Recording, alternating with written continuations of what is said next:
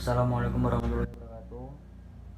Sebelumnya perkenalkan nama saya Kristudia Di Pratama, NPM 1951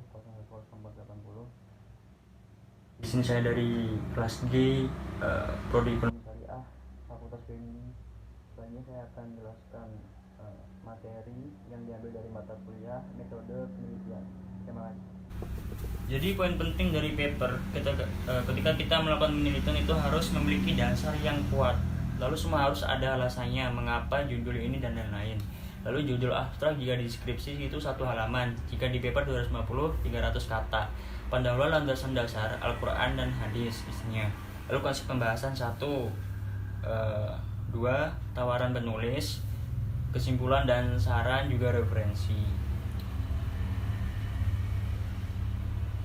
Landasan dasar konsep pembahasan etika perilaku kerja Islami, teori dan konsep-konsep dan pembahasan. Yang pertama yaitu ada worldview konsep etika bisnis dalam etika perilaku kerja Islami. Lalu kajian teoritas implementasi etika perilaku kerja Islami. Dalam melakukan penelitian kita perlu mengikuti aturan dan kaidah yang berlaku agar hasil penelitian yang diperoleh dapat dikatakan valid.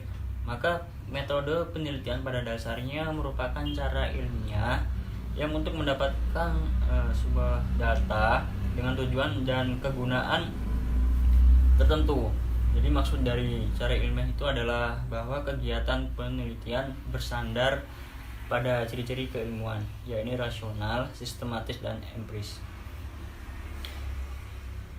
Rasional berarti kegiatan penelitian yang dilakukan masuk akal sehingga dapat dijangkau oleh penalaran manusia. Empiris berarti cara atau langkah yang dilakukan dapat diamati oleh indera manusia sehingga orang lain pun dapat mengamati dan mengetahui cara atau langkah yang digunakan. Sistematis berarti proses yang digunakan dalam penelitian dan menggunakannya langkah-langkah tertentu yaitu yang bersifat logis. Data penelitian dihasilkan haruslah memiliki kriteria tertentu yaitu valid, reliable, objektif, dan dikatakan valid yaitu menunjukkan derajat ketepatan atau kesesuaian antara data yang sesungguhnya terjadi pada objek yang diteliti dengan data yang diperoleh oleh peneliti. Lalu untuk memperoleh data yang langsung valid dalam sebuah penelitian sering sulit dilakukan. Maka dari itu data yang sudah terkumpul sebelum diketahui validitasnya dilakukan pengujian reliabilitas dan objektivitas. Data yang reliable adalah objektif, biasanya akan valid. Sebaliknya data yang valid pasti reliable dan objektif. Secara umum ada 3 metode penelitian yang umum digunakan terutama dalam penulisan skripsi, tesis, dan disertasi.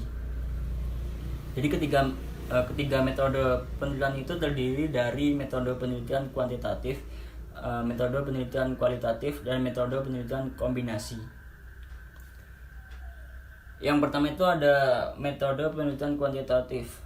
Jadi metode penelitian kuantitatif itu berlandaskan pada filsafat positivisme yang mana dipakai untuk meneliti pada populasi ataupun sampel tertentu.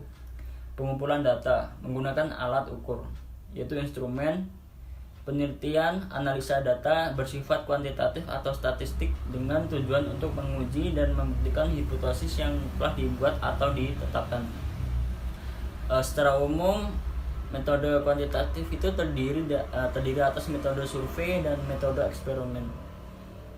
Metode penelitian survei itu adalah metode penelitian kuantitatif yang digunakan untuk mendapatkan data yang terjadi pada masa lampau atau saat ini.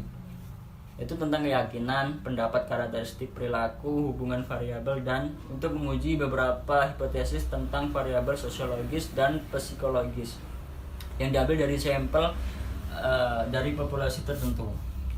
Teknik pengumpulan data dengan pengamatan yaitu dengan cara wawancara atau kuesioner.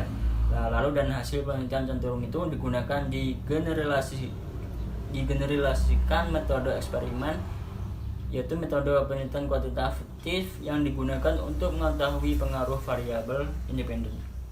Presentasi dari saya dari awal sampai akhir, apabila ada kata-kata kurang jelas, kurang baku, saya minta maaf yang sebesar-besarnya.